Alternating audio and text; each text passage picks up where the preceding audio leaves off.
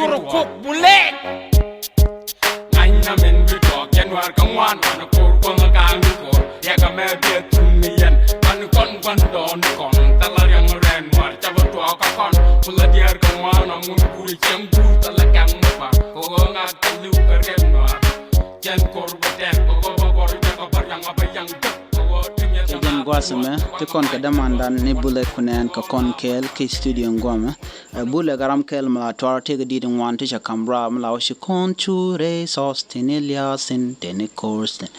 Kan didin wan ko kien long to go de shere alaka jan shakulu jan kana din mijidit kana na kamrar. Anta mu Bulek te ka kon kel ki studio ka jan tage me kune la goro to ba matolar ngucha jan ka ja teldin washi kamrar ka nguni si je jakoto janya ka ja kiete ka me judit mi chari alga ka jan Gwasame awala shanka bangwan ka pai badak ron kindar wol bangwan rewe ki gambela ka gwane mal studio jan godan ko de interview ten gwa Mr. Bulek nguchi janya no ni chilo da tes ko shiben kane mala alba jeneten gwa lerne man to go nguto kenyam de la ru ko talois ko cha chop chang wala amen nyok de Nuer ngwan ke leu til yang ka jam de ka la talois chele je ke ye wala so chet ka ma chalar ye producer kan Nuer janan gadun chol Bulek kunan aka Bulek diok so chet warlong ke di tungwana wona ka nya sini so an jaban jan chawo an gwa dong che jan ke je ko che jeni studio da ngai kona jeni studio da gambel ko mo ko kere Nuer tel ge studio ne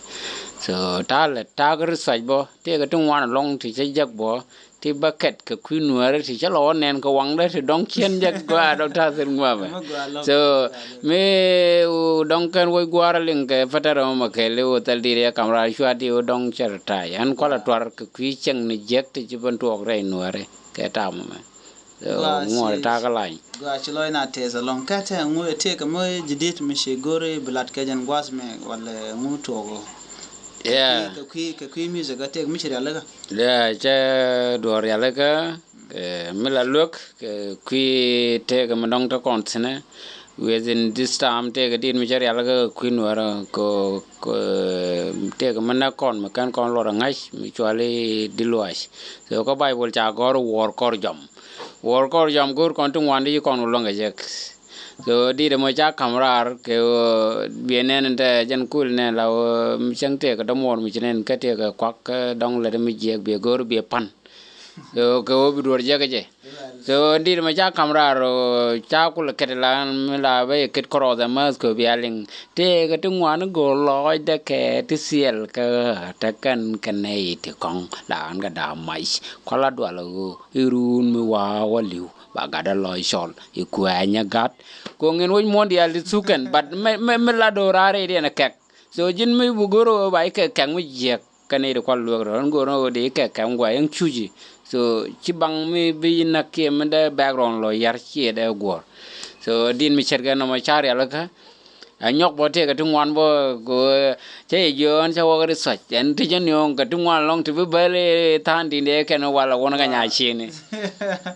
gwa chilo dan tes ka damandan Bulek artist Bulek musician kel mi led along ka kui nene tnas women kelio general kel mi music chajeto ka gwaze dan e shuwa ka korun de shop ka die jantama ray music music lele je gwalong jen most of his song ke dit ka ten twara ka dit right ka kui wich chika te right long ka kui gware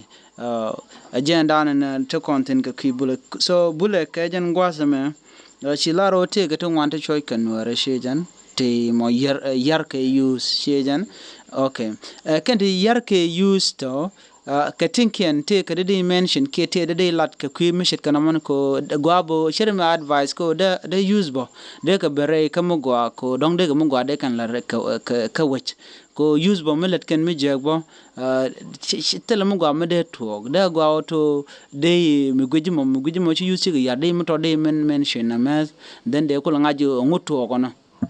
Gua de la ko ta lo ai bo nyok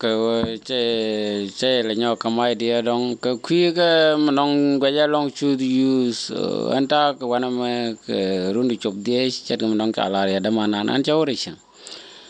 kon chana gwa to kon tin ba te gwa den mi dong kan che man kon gwa tin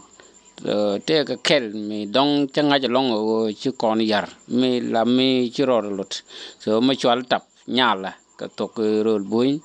so tapo mo mat ke je mitaten permanent dia she illegal but she wa je ka long je chop ka major to mi long no mat kan 100% ya da 90% so peng mo to dong jen kan chop ka tezet nyala so gwe je tang kwan te ka ne ku je no ngula impact de mi chet ga no mo message mi chet ya lo ko ku nuara ko bana la ro jen te ka mi je mi atin mi cha nga yeng le ni du ni cham bat bi ngai te manang na ko te ka ne di cham te ku je de ba te ra mi cham ka ngai je de ra mo chine le chop tin chen de le chop tin ba ra mi cham ku je de dong mi cha la re message mo dong de fal so mi chen mo message mi dong ba kam na gwa she loish that tez along kadamandan ne Bulek artist Bulek kamandan chelar chelar je nyala sherme kenten konta maske ten yarke posnas ke yarke chang polo poinbo dungno men ku kon lo gor long antama ko shi damandan Bulek chelar kon die woje donc che biajan goma dong be lat kono go ko chelar to shewe lo te ke research me chelar jene wat ken bum long Bulek mende kuliti ke ko she laro te ke yar ke wande kule shi o te ke shi konon mu guje yarna wala simply ladne je to yarna nguchi gujana yeah tok kan tap shaja ka bongni ke nyok kan cha use to ga 2005 up to 2013 long time allow me chen enter bokan me je jak point dini me je jak point long so mi jaga mi chet ke mi dung nya la mo chiu cha nen ka bok mi che point da che chop point na pan but chen go dong da ga te je ro te bokor da kan le jak bo la che te ga chen mi de che ga na te ga dang jok jel kel gar ne ya ka e tol yu bet chu ga ya nyo ka e tol yu bet ga jok ya ka e tol yu na ko yu ya ka e tol chu gar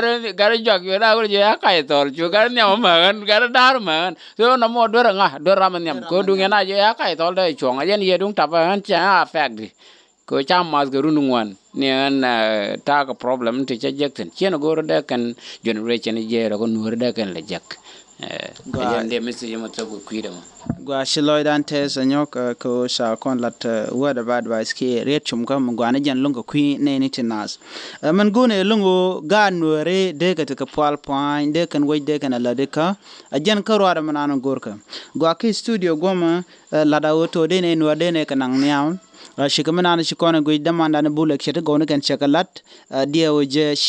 shiloy da te longo ko chalaban ke studio gwa dong bia right to go ne kan longbo cartoons to goal ke ka janyok dong bia kala nyoko liang ka kor gwas metod chilo da tes ko charun palping ko ling yarwaja me bia se ma Bulek